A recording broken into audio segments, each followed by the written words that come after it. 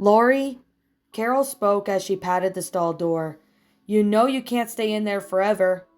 The Loud was sitting on the covered toilet seat, gripping her shoulders tightly as she drew deep, loud breaths.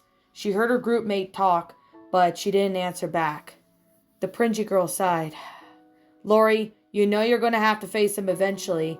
It may not be the best circumstances, but you guys gotta at least try and clear the air. Carol, Lori stated, we haven't spoken to each other in months. Where do I even begin? Hi, we haven't spoken to a while because I nearly beat my brother to death. Can we be a couple again? Carol winced a little. I mean, it's probably not going to be like that, but we both know it's going to come up soon. Can't I just skip the project and let you guys do all the credit? The student body present put her hands on her hips. You know it isn't an option. All persons in the group have to present something, or else the whole group will fail. She then glanced at the side, to which it's pretty unfair. Really, Carol shrugged. Guess it's time to enforce teamwork. But how can I face the project when he's our partner? Lori demanded. I'd rather take an F and...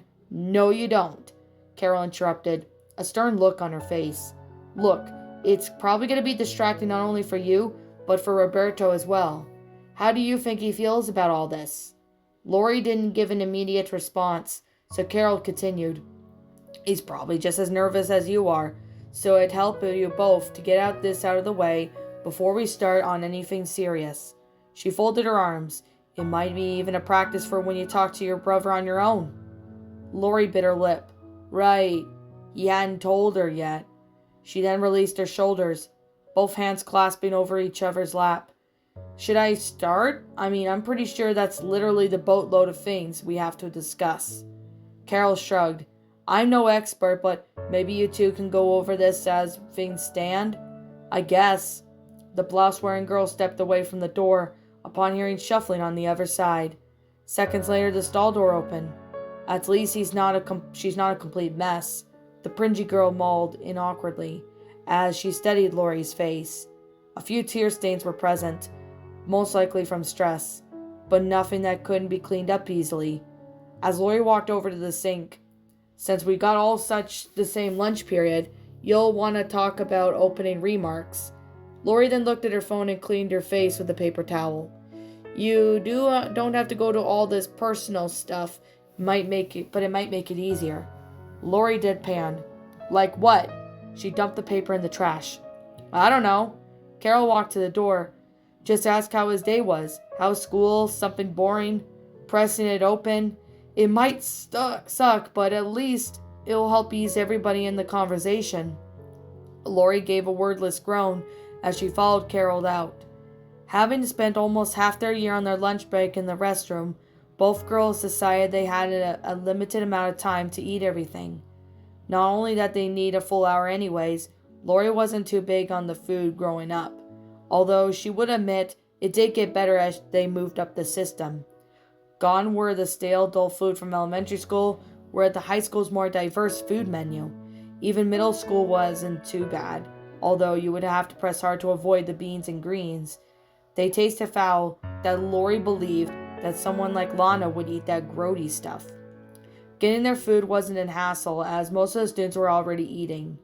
With a few in line to get seconds, Lori spent little time picking out what to eat, very much preferring what her dad cooks, but the salads were still good and fresh. Within minutes, the two girls were sitting alone at one of the hexagonal tables near the windows. The Loud grew accustomed to this, and many of her friends had stopped associating with her. If it wasn't there a different lunch period, Lori would have found herself dining with her sisters. Still, it was a little jarring to have someone join her after weeks of isolation, even if Carol had been eating with her since the week followed before. Lori had a small salad, was that Carol had appeared to be a veggie burger. This is going to be the hardest thing in my life. Behind making it up to Lincoln, that is. The Loud absent-mindedly picked at her food until a piece of lettuce was pierced onto her fork. Bobby hardly looked at me ever since we broke up. He didn't text me back after I told him everything over the phone. She bit the lettuce off of her fork, with him making a side glance at Carol. Well, actually, I blocked his number, so there's that. She stabbed the shredded tomato and stuck it into her mouth. And I hadn't really even bothered asking how he felt about all this, since we just assumed he would be pissed as my former friends were. She grabbed her water bottle, popping the cap up, and started to sip from it. Is there any chance we could start over?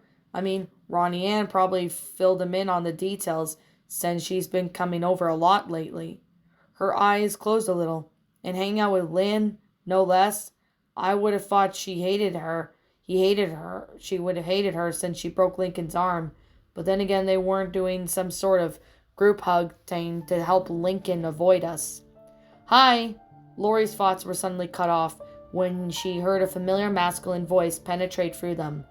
Looking up, she and Carol saw Bobby, standing near the table with a tray of chicken wings and fries in hand. Are these seats taken? He asked in an awkward yet polite tone. Lori then blinked for a moment, only then to realize that her ex had just came to the table. She tried to gasp, but only forgot that she was still sipping her bottle. The water she drank was cut off from her throat, closing as if she moved to spit it out. However, with the bottle still obstructing in her mouth, she ended up coming out of her nose instead. Both teens looked at Lori in confusion as the loud coughed slightly, with Sid fanning her nose. It may have been cold water, but having anything forced the nasal cavity, it still stung. You okay? Carol asked. I'm fine. Lori spoke quickly, using a clean napkin to clear her sinuses before drying the front of her shirt with another. Bobby started, feeling uncertain whether or not this was a good idea. He fumbled behind them. I could come back another time if you... No, you could sit here, it's fine, the lad finally said, not bothering to hide the nervousness in her tone. Bobby looked down at the two empty chairs, opting to seat at the one that was directly across from Lori, adjacent to Carol. So, Lori started, fingers drumming on the table surfaces. How are things? Bobby paused a bit as he bit into the chicken wings, giving a slight strung of the moment later. Okay, I guess. He chewed on for a few seconds. How about you? Kinda great. Lori gave a sheepish smile, picking at her salad again before stuffing her mouth with a large piece. Carol looked between the two, almost wincing at the sight. Wow, it's like being at the world's most awkward date. Quite literally, they felt the air so tense that she could cut a solid block of it. She then picked up a few crumbs off the corner of her mouth. Gotta find a common topic to discuss. She was a bit more of her burger before speaking out. Since we're all here, does anyone have a particular person they want to research? Lori and Bobby glanced at their class president before beginning to stew in thought. Were there any restrictions on what it has to be? Bobby asked. After looking at the paper, no, Carol stated. And since it's world history, that opens up a lot of venues we can use. She deadpanned a little, just as long as it's not anything stupid. Lori sighed and ran through her nose. I don't even know much about the U.S. history, aside from basics like Independence Day, the slavery period, Civil War, and some stuff from both world wars. She squinted her eye. Maybe something off 20th century stuff? Bobby tapped his chin. I know more of it and some background on Spanish. He then rubbed the back of his noggin. Maybe mostly because Abuela hammered that part into my head. Well, doesn't have to be anyone political, that is? The loud asked. No, plus I doubt it would be a good topic, all things considered. Carol then bit into her burger. We could find someone dealing with music, computers, radio. She then shrugged. Heck, even television. Bobby went eye wide as he chewed the word computers when it was mentioned. He dug into his pocket and fished out his phone. It was a Samsung S6, having it for almost 2 years.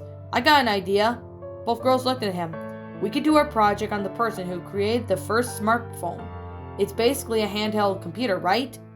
Lori raised a brow, feeling the iPhone 7 in her side pocket. That's not a bad idea. I mean, who doesn't have a smartphone these days? People who can't afford one, Carol stated. Her iPhone 8 was already in the one finger as it swiped across multiple screens. It doesn't look like there's a specific person per se about the idea of a smartphone. Her eyebrows slanted down slightly in frustration, and Google is only listing IBM. She then looked at her groupmates. but we'll soon find that enough, and there's plenty of material to look through it. Lori gave a curt nod before picking the rest of her salad. She gave a glance towards Bobby, who seemed to be a little bit more occupied on his phone. With the midst of chewing, she took her phone out, shaking it off standby. More than a month ago, there wasn't any time you see Lori about the tiny screen practically glued to her face, unable to peel herself away from it, even at the best of times.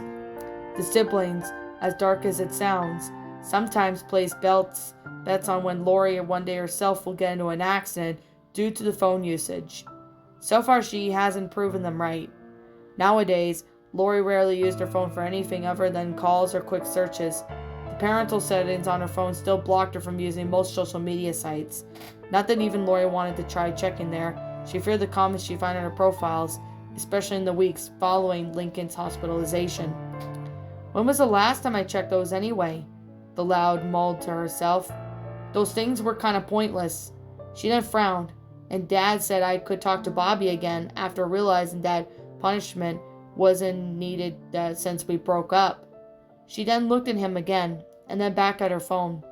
And I've been avoiding him since then. Because of that, he probably hasn't tried seeking me out. The Loud recalled the talk she had with Carol the day before, and she's right. What did Bobby think of all this? I mean, I know he's disappointed to the pits of the earth, but he doesn't seem too angry about it. She then looked at her ex again, quickly to go back to her phone when he looked up. Then again, it's probably weeks since even if he was upset. We did have time to cool. He's probably kept trying to talk to me again this whole time anyways. Lori made a slight glare. What are you saying? Of course he did. Why else did I get notification every day of the week last month about a blocked number? She sighed as she went for the nose, but I've been too much of a coward to face him. She gripped her phone a little tighter as determination formed in her eyes with it sitting up straight. And that's backwards. If I can gather the courage to face Lincoln, my biggest concern, I could face Bobby too. She went to her previous caller list, remembering that she couldn't send messages to blocked numbers. It took a moment to find the number she was looking for, as it was buried under the spam calls and telemarketers she endured over the last 2 months. When she received calls that she received in weeks following Lincoln's hospitalization, a certain 10-digit code stood out in front of her. Lori tapped and held her finger, bringing out the few options, and she immediately unblocked the number, and then went to the messaging app through the envelope icon underneath. The messages she left was shortly before she blocked them were still there. No time like the present seems to dust this off, the Loud thought to herself as she started typing. Bobby was browsing in the internet, trying to dig a little deeper into the mystery of who exactly came up with the idea of the smartphone. When a drop-down message appeared on the screen, his eyes widened with the words, "Babe," as the owner, as the message disappeared on top of the screen before he could read it, making him slide the notification menu. "Can we please talk after school? It's important," it read. Miss Lopez sat at her desk with somewhat of a bored expression on her face, soaring through a few appointments she had later this coming week. She had to do with one client being trouble of moving on as a close family member who had died recently. Another case involved what sounded like a failed marriage, and the last one being a dispute between a mother and her son.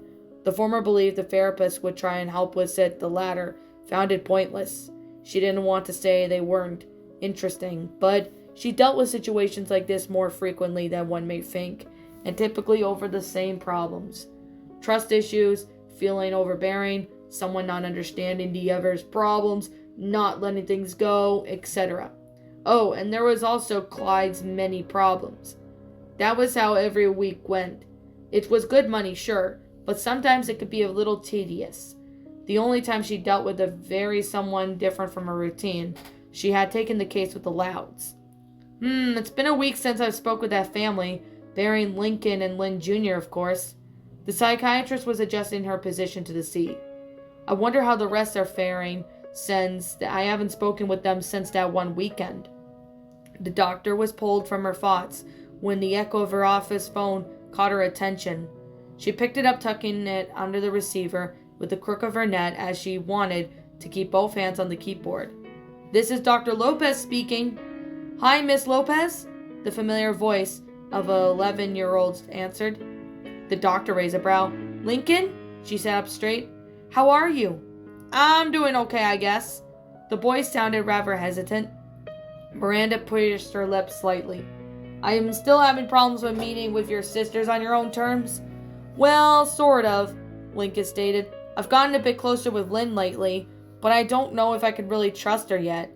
I even managed to talk with Lenny to figure out her fight with Lori started, and there was a brief pause over the line. I sort of wish I hadn't. The doctor hummed to herself at the details as the sibling protocol came into surface. Then again, Lincoln was rather irate when Lynn described it to him. I imagine that getting from the horse's mouth was no better. She mulled to herself. What do you mean? She verbally questioned. Well, let me start from the beginning, the Loud began. First, I'm actually living at home again. I just went back home a few days ago. Miranda blinked in surprise. Well, she folded her legs. That's certainly good news. Although out of curiosity, what made you decide to return? There was a short pause before she added, So sorry, I didn't mean it in a bad way. It just seems that you weren't inclined to go for a long time. It's okay, and to answer that, I have found out what my sisters and friends were doing to keep my fears in check, and I felt that I'd been letting them down if I didn't go back. Some shuffling was heard on the other end. I thought it was time for me to try and solve my own problems. I wasn't mad at anyone, although Clyde panicked a little when I found out. I'm a tad bit surprised I didn't receive a call about that, Miranda mused. Lincoln seemed to have gotten the joke, elating a little chuckle. Well, yeah.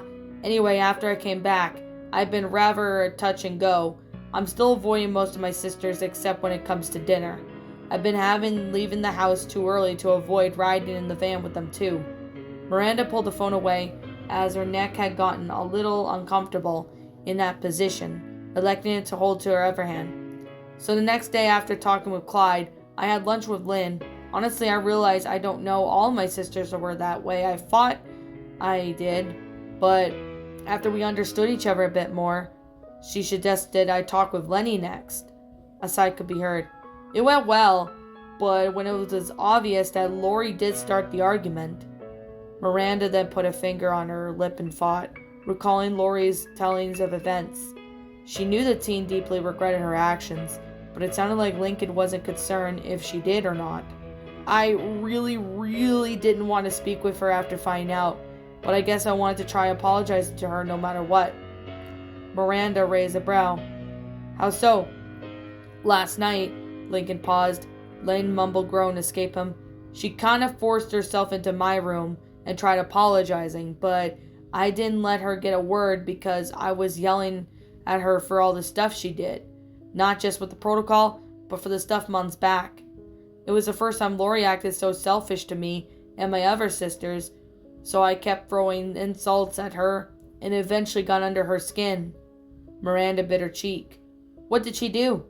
She lifted me by the shirt and I thought she was going to hurt me. The Loud then took a moment to gather himself. But before she did, she must have realized what she was doing and dropped me. I really thought she was going to turn me into a human pretzel. But instead, she said she loved me and my sisters, and she only became the way she is was because she couldn't handle having to look after all of us at the same time. Miranda then nodded. When I had spoken to her during that session, she did admit that when we discussed her past. She then leaned on against the desk. I may not be able to vouch for her, but she isn't fond of how she turned over the years. Lincoln had said anything that he reflected on. Pressing on. So the reason why I'm calling you now is because... Lincoln drew out. I don't know if I could talk with the rest of my sisters alone. It's more like I talk with them. But the more I remember of the annoying things they've done to me in the past, I don't want to end up shouting at them, only to get pummeled for what I said. There was a small pause before adding again.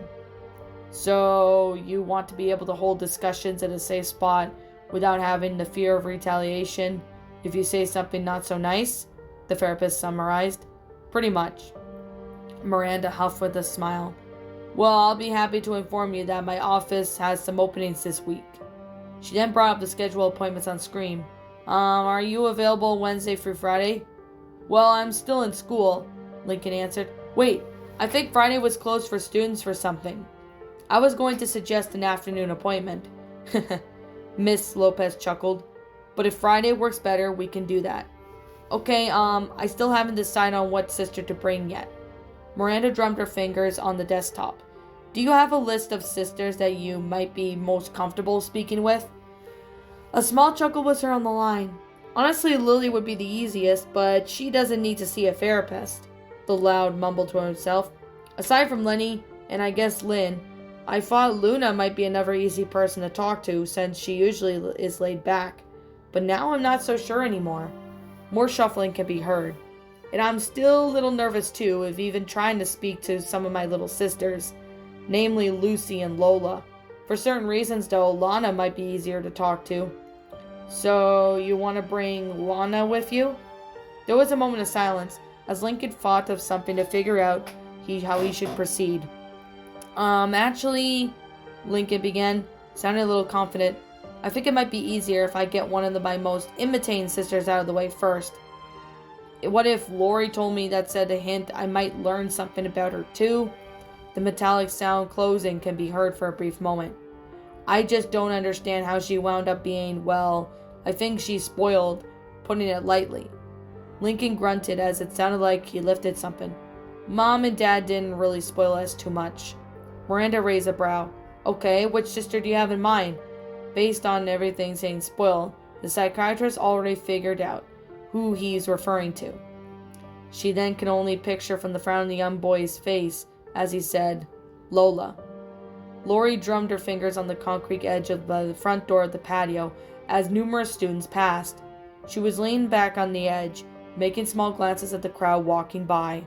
Her stomach was turning to knots at the moment it went, knowing that the second Roberta would be stepping out of those doors and mark it the first time they had a real conversation in months. What happened in the lunchroom was just like a fluke in her opinion. This project was going to account for 40% of their overall grade.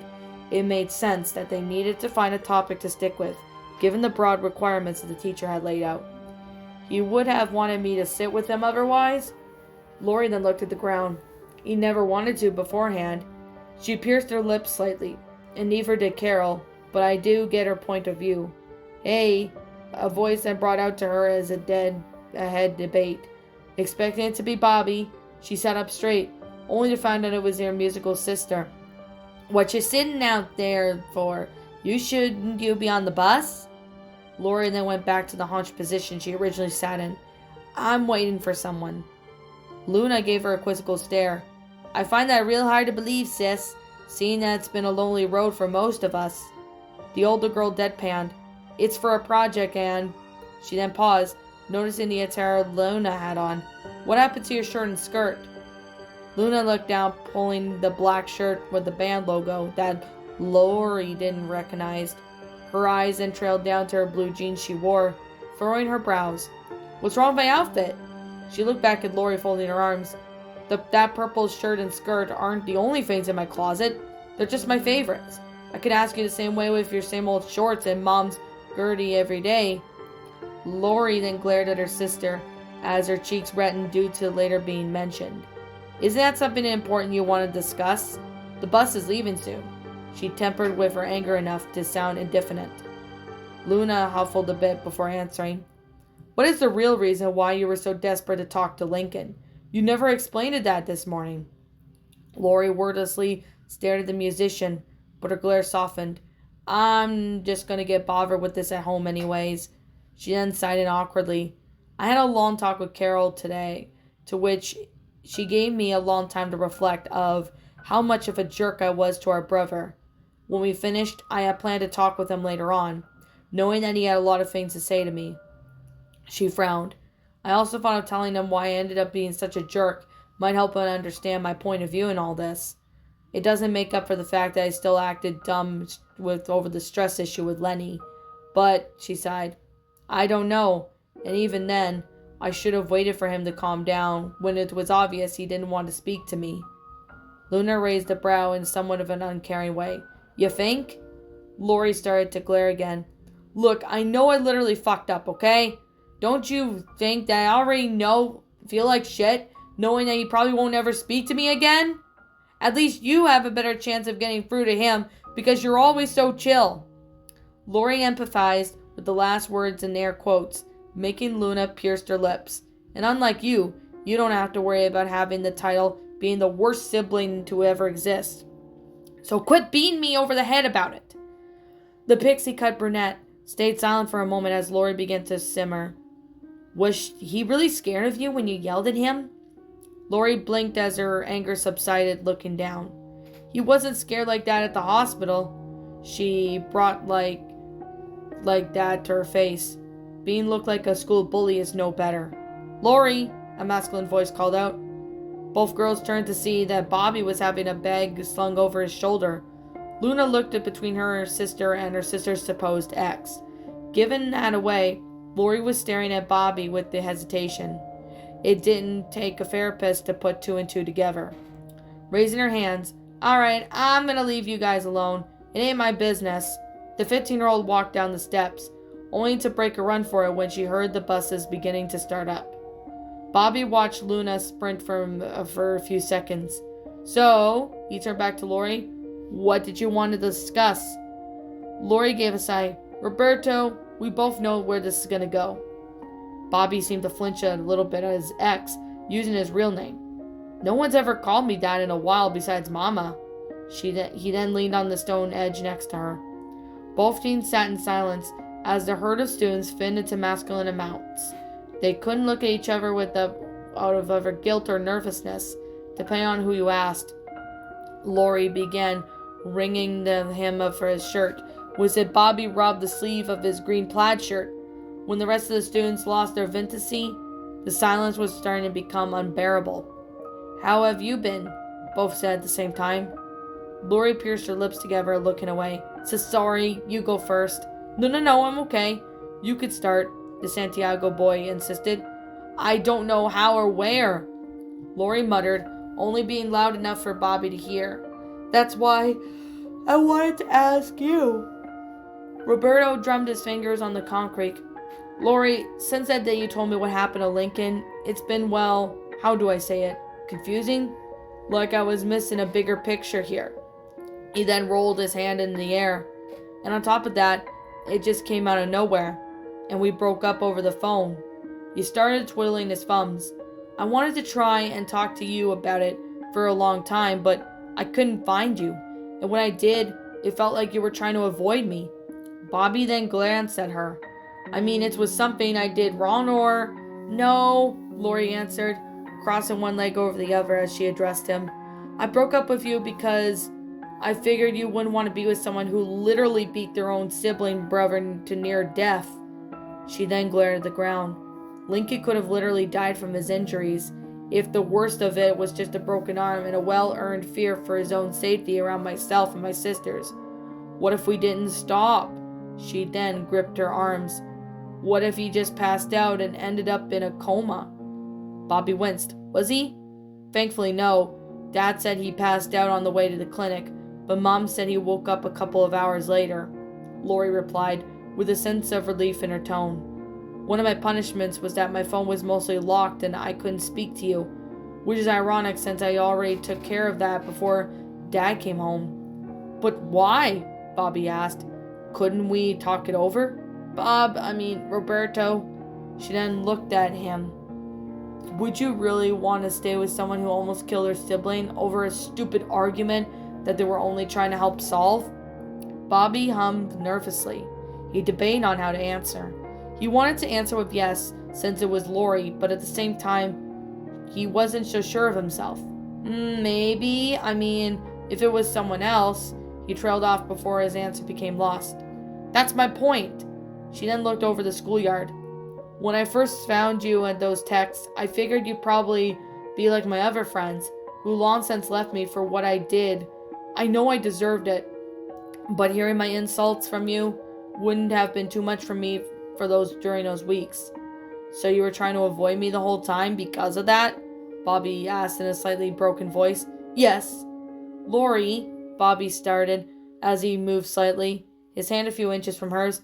I've wanted to talk to you since these issues with your family started, but it wasn't to yell at you. Lori stole a glance at him. I wanted to talk to you because I was confused and worried about what was going on with you, Lincoln, and your sisters, the Santiago teen explained. The day that text you sent, I was hoping that it was some weird joke you were playing. I even tried calling you, but instead, my phone said my number was blocked. Roberto, I would never joke about us breaking up. Lori then sulked slightly. And yeah, I did block you after sending that text, because I assumed we would never speak to each other again.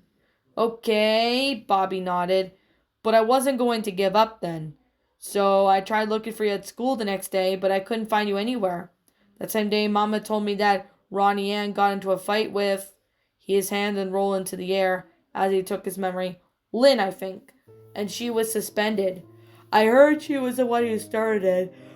To which it wasn't so surprising since it's not the first time something like that's ever happened, but it was also like the other day when she apparently was able to visit Lincoln while he was in the hospital. What she told me everything she knew. He then gave a sigh. I didn't want to believe it at first, but after reading your text, none of us wanted to get that far. We crossed so many lines that I doubt there's even little me or my sisters that could do to allow Lincoln to trust again, Lori stated bitterly. But why did it? Bobby questioned. When I left the pizza at your house that Saturday, you guys said you were stampeding T-Rex. He then tapped his chin. I forgot the level of that one, but I doubt it was anything good. Erupting volcano, Lori corrected. And yes, it did get worse. The loud rested her head in one of her hands. We all started physically fighting each other not long after you delivered the pizzas because a bunch of arguments took place around that time. But that wasn't what led to Lincoln being you-know-what. She glanced up at the sky. He left for Clyde's house while we were busy fighting. We didn't find out until a little while later when Mom called him to find out where he was. Soon after, me and Lenny were rather fed up with the fighting, and she suggested we could try splitting wearing the dress. So it was about a dress, Bobby asked, to which Lori nodded. He squinted her eye at her, but didn't seem upset about it. Kinda sounds like something my cousin in the city would do. Is your cousin a slow thinker? Bobby raised an eyebrow. No. Well, Lenny suggested basically left her not wearing the dress at all, since she literally said and you could all get it on the days that end with Y. Bobby even looked more confused. But that's all the days of the week. Yes, I know it's stupid, but I didn't bother correcting her, Lori interrupted as she looked at him, feeling a little bit of guilt and a rude gesture. Sorry, but long story short, everyone else made it up afterwards. Lincoln stayed at Clyde's house for the rest of the day, and I assume he thought we were still fighting. The next day, he came to me prepared, helped stow our arguments, but we told him all we did already. She frowned. Lisa, he said he did by leaving, to which it sounded cruel. She leaned back slightly, but none of us corrected her because it was sort of thought the same thing.